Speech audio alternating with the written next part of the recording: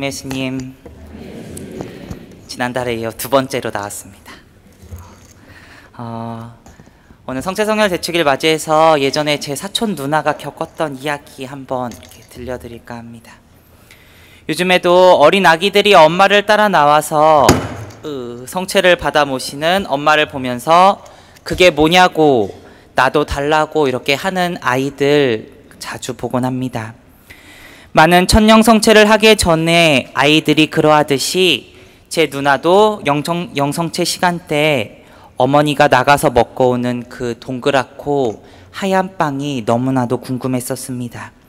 그래서 매일매일 호기심이 커지던 가운데 하루는 성당에 올 때 엄마 몰래 100원을 챙겼습니다.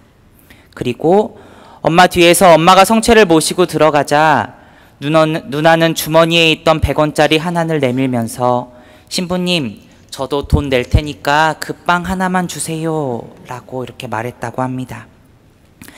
아이의 눈에는 그냥 하나의 빵으로 그리고 먹어보고 싶은 과자로 보였을지 모릅니다.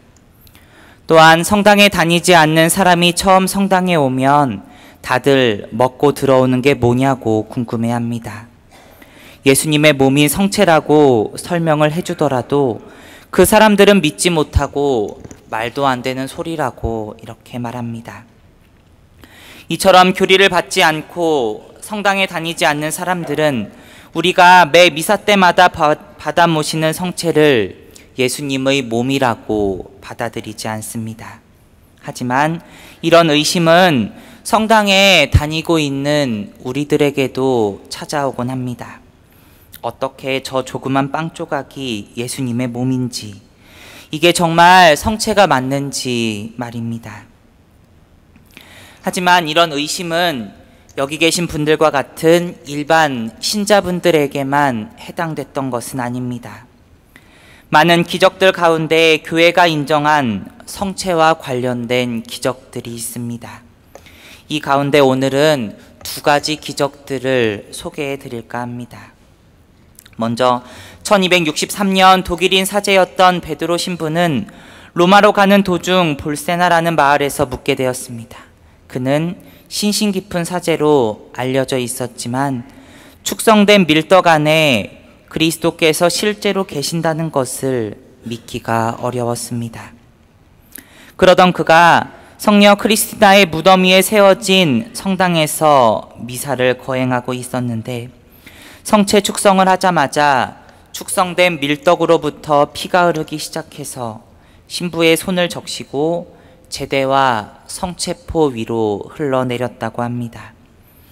그는 당황해서 피를 감추려고 했지만 곧 미사를 중단하고 교황님께 인도해 달라고 청했습니다.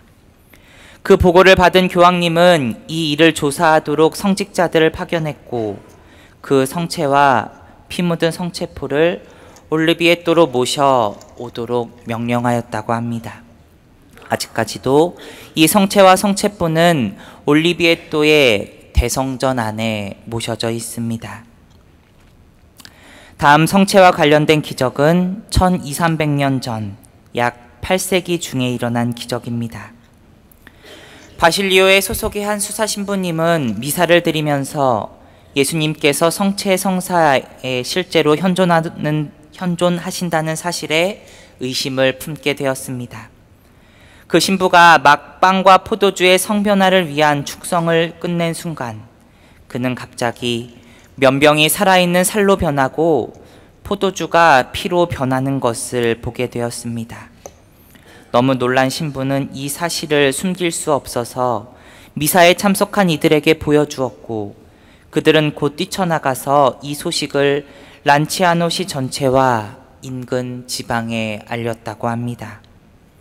더 놀라운 사실은 12세기가 지난 지금 살 모양으로 변한 성체는 불그스름한 모습을 유지하고 있고 오래된 수정 성작 안에 담겨있는 성혈은 5개의 불규칙한 형상을 한 핏덩이로 되었다고 합니다. 이 기적에 대한 소식은 널리 퍼져나갔고 1971년 과학적인 검사를 하게 되었습니다. 그리고 결국 이 기적은 실제 일어난 것이라고 인정을 받았습니다.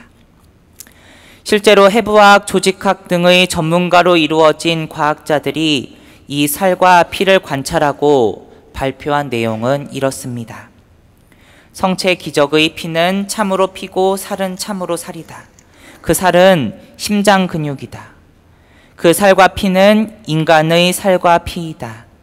피와 살의 혈액형은 동일하다. 이것은 그 피와 살이 동일인으로부터 왔을 가능성이 높다는 것을 의미한다. 그러나 혈액형이 같은 두 사람으로부터 왔을 수도 있다. 피 안에는 정상적인 피에서와 같은 정상적인 비율의 단백질들이 발견되었다. 교수는 다음에 설명을 덧붙였다고 합니다.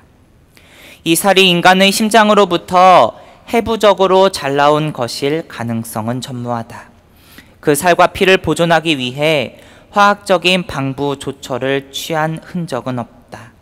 그러므로 그 살과 피 안의 단백질과 무기물들이 대기와 미생물 등의 영향에도 불구하고 부패되지 않고 보존된 것은 절대적으로 예외적인 현상이다. 이 과학적 조사는 여러 주요 의학 잡지들에 보도되었고 많은 책들에도 실리게 되었습니다. 그리고 이 란치아노의 성체 기적이 유례가 없는 케이스이며 과학적으로 설명할 수 없는 현상이라고 단정적으로 선언하였습니다. 지금까지 우리는 성체 성사와 관련된 두 가지 기적들에 대한 이야기들을 들었습니다. 예수님께서는 열심히 살아가고 있었지만 예수님의 성체를 의심했던 두 사제에게 빵과 포도주를 당신의 몸과 피로 변화시켜 주시는 기적들을 보여주셨습니다. 그렇다면 우리는 어떤 삶을 살아가야 할까요? 의심하던 사제를 기적을 통해 믿음으로 이끌어 주셨던 것을 생각하며 내 눈앞에 기적이 일어날 수 있도록 의심하고 불신으로 나아가야 할까요? 우리는 우리가 나아가야 할 길을 잘 알고 있습니다. 우리는 우리가 매 미사 중에 받아 모시는 성체를 열심한 마음으로 믿어 고백할 수 있어야 합니다. 실제로 예수님께서는 오늘 복음 속에서 5,000명이 넘는 사람들을 빵 5개와 물고기 2마리로 배불리 먹여주셨듯이 오늘도 내일도 그리고 이 세상이 끝나는 날까지 우리들을 위해 당신의 몸을 내어주시는 사랑을 보여주고 계시기 때문입니다. 오늘 이 미사를 봉헌하며 이어질 성찬의 전례 때 우리에게 오시기 위해 몸과 피로 변하시는 예수님의 사랑을 느껴봅시다. 그리고 굳은 믿음을 가지고 그 사랑을 품기 위해 노력하는 오늘 이 미사가 되었으면 좋겠습니다.